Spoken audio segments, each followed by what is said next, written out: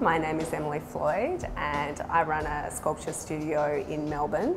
I'm interested in structured learning and play as a form of expanded sculpture. I'm also interested in the contributions of women and children to modernity. I also like to work with typography, architecture and literature.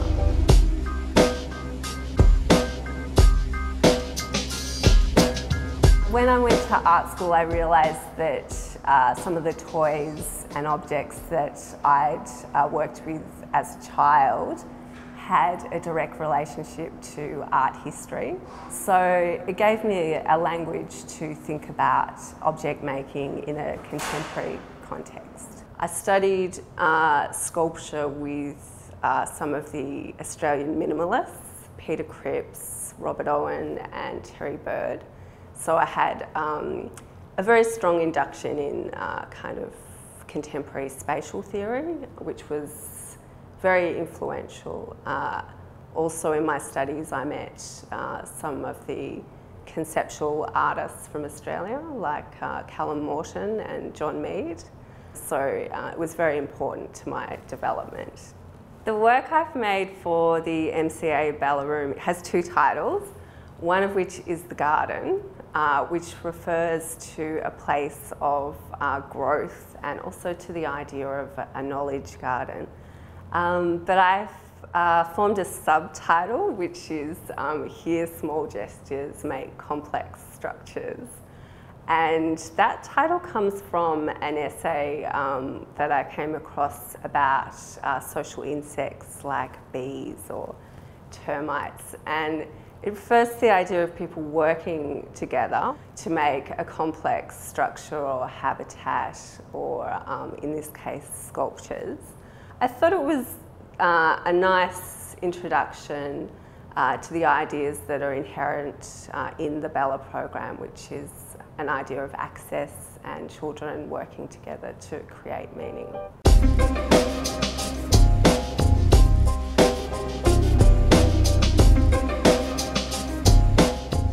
So the concept of this work for the MCA Bella Room came about from my research. So I started thinking about the idea of a social inclusion and how a work might manifest in the space that children could access and work with.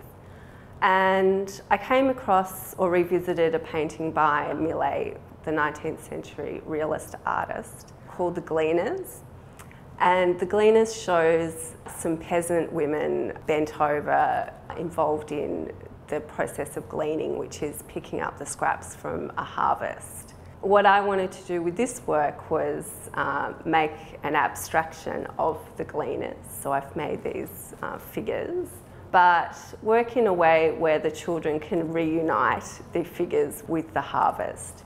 So we've made these vegetables and fruit and also abstract objects. And I've also made a conceptual diagram that will allow the people who work at the MCA to extrapolate different ideas for programs that they could run. The process of making the work, it has taken about 12 months. During that time, we're researching, finding out historical precedences for the work, making prototypes.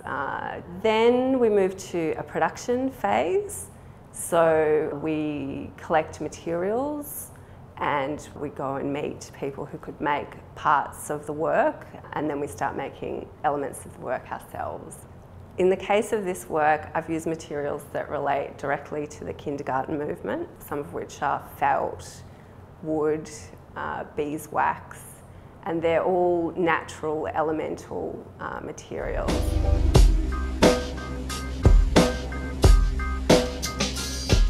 I've engaged with the traditions used in kindergarten display or arrangement.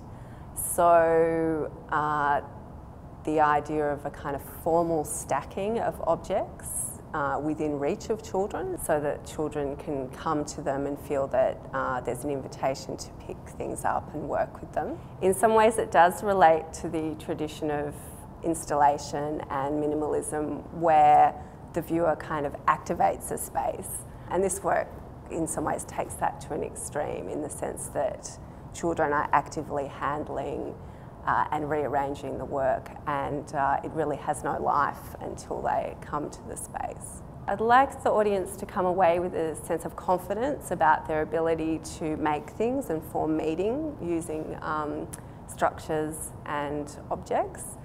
And I'd also like women and children to feel that the work that they do is very important. It's important enough to be in a museum.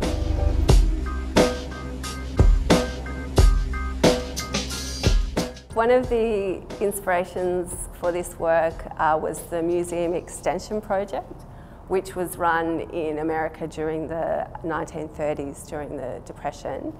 And during this time, artists were involved in a kind of movement making objects for the blind. They were incredibly beautiful objects. Sometimes there would be a church, something architectural, a train station. And the idea was to use touch and a tactile way of learning to explain the world. So I thought it was a really interesting history of tactile learning that relates very strongly to the project that they're doing here in the Bella Room, which is very much about access and opening works up to different community groups. In terms of what I would say to young artists who want to make art their career, for women artists, I would say that you need to have a very strong network, and that you should never stay in a social network that is not supportive of your work. Another thing to say, I guess, is that art is not fair. It's a very unfair system, and that can be very difficult to resolve, but it very much is about resilience and perseverance. I think a kind of grassroots or bottom-up approach is a very good thing for an artist to consider, rather than waiting for institutional support. It's definitely not easy. It's a very, very tough profession to be involved in, but extremely rewarding, and you have good friends.